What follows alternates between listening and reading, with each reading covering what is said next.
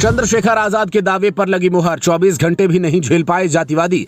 UP दलित पुलिसकर्मी को घोड़ी से उतारा। दलित सांसद को मंदिर में नहीं दी एंट्री। पुजारी ने रास्ता रोका, बोला दलित गर्भगृह में नहीं जा सकता। अब होगा नया बवाल। चंद्रशेखर आजाद छेड़ेंगे नया आंदोलन। बाबा साहेब की मेहनत पर पानी फेर रहे जातिवादी। जनता भी होती जा रही आदी। कल जब संसद में चंद्रशेखर आजाद कह रहे थे कि दलितों को आज भी घोड़ी नहीं चढ़ने दिया जाता, तो सत्ता पक्ष के सांसद शोर कर रहे थे। मोदी सरकार के मंत्री तिल मिला रहे थे। लेकिन अगले ही दिन जातिवादियों ने यह साबित कर दिया कि चंद्रशेखर आजाद हवा में कुछ नहीं कह रहे थे, क्योंकि जिस यूपी में कानून व्यवस्था के दावे किए जाते हैं, उसी यूपी में एक दलित पुलिस कर्मचारी को घोड़ी से उतार दिया गया। दलित होने की वजह से दबंगों ने उनकी बारात पर पत्थर बरसाए कि जब पुलिस वाले के साथ ऐसा हो सकता है तो आम इंसान के साथ भला क्या होगा। इससे आगे देखिए, एक राज्यसभा का सांसद जो 5 बार का नेशनल अवार्ड विनर है, 2 बार जिसे भारत की सरकार पद्म विभूषण से नवाज चुकी है, उसे मंदिर के गर्भगृह में जाने से एक मामूली पुजारी ने रोक दिया। वजह कि वो दलित है।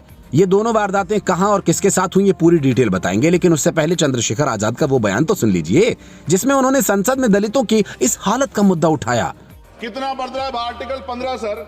भारत में आज भी घोड़ी चढ़ने बैठते होती है। प्लीज सर, क्या दलितों को यहाँ भी बोलने की इजाजत नहीं है? सर, अगर सबको 4 मिनट दे दो। ये भेदभाव नहीं चलेगा दलितों के साथ। Time is 4 minute. Don't waste. भाई सर, आप चेक करो, अगर सबको 4 मिनट दिए तो आप मना करो, मैं बंद कर देता हूँ उसको। क्या दलितों को सबसे आखिरी में नंबर मिलेगा और बोलने का मौका मिलेगा? क्या मजाक कर रहे हैं सर आप? नो, ये all independent people are having only 4 minutes. You take. Sir, independent में अपनी पार्टी का मेंबर हूँ सर, और जीत के आया हूँ सर, किसी के दया में नहीं आया। Take 1 minute and finish. Sir, कल भी बोले तो एक दलीय पार्टी के लोग, आप मौका दो सर। मूछे रखने पर हत्या होती है, महिलाओं पे, छोटे मासूम बच्चों पर रेप हिंसा होती है। एनसीआरबी का डाटा देकर डर लगेगा। यही 1 किलोमीटर में संविधान को जला गया, और महाराष्ट्र के परभनी में अभी भी संविधान को नष्ट किया गया, उसकी कॉपी को। आर्टिकल 25-26 में संविधान में सभी को धार्मिक आजादी। कहाँ है दलितों की, मुसलमानों की, जैनों की, बौद्धों की, ईसाइयों की? छत्तीसगढ़ में सतनामी समाज को संविधान की अपनी धार्मिक आजादी के आधार पर जो है उनको अपमानित करके जेल में बंद कर दिया।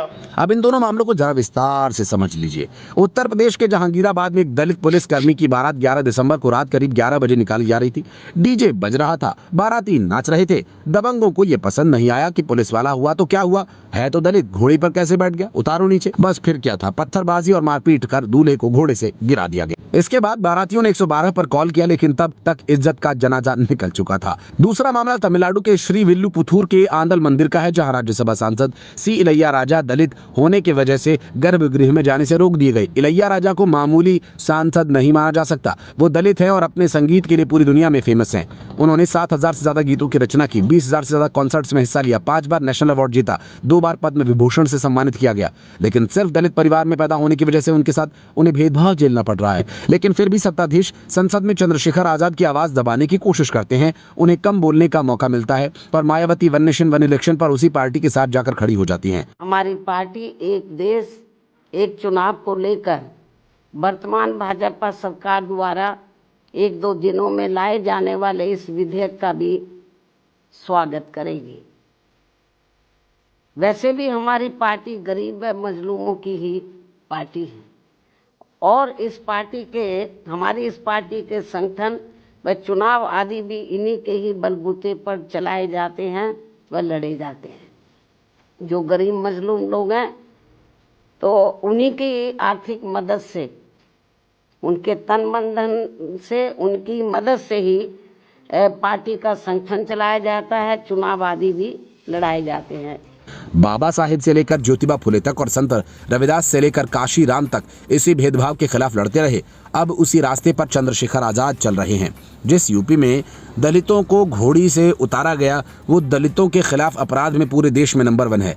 लेकिन सत्ताधारी सीएम योगी का नाम लेकर इसे रामराज्य बताता है। क्या बिना दलितों को अधिकार दिए किसी रामराज्य की कल्पना की जा सकती है? अगर इतने बड़े लोगों के साथ भेदभाव हो सकता है, तो फिर आम आदमी के साथ तो भला क्या हो सकता है? इसका अंदाजा आप लगा सकते हैं। आपके आसपास भी अगर इस तरह का अन्याय हो रहा है तो कमेंट बॉक्स में हमें जानकारी दें। हमारी टीम आपसे संपर्क करेगी और सरकार तक इसकी आवाज पहुंचाएगी।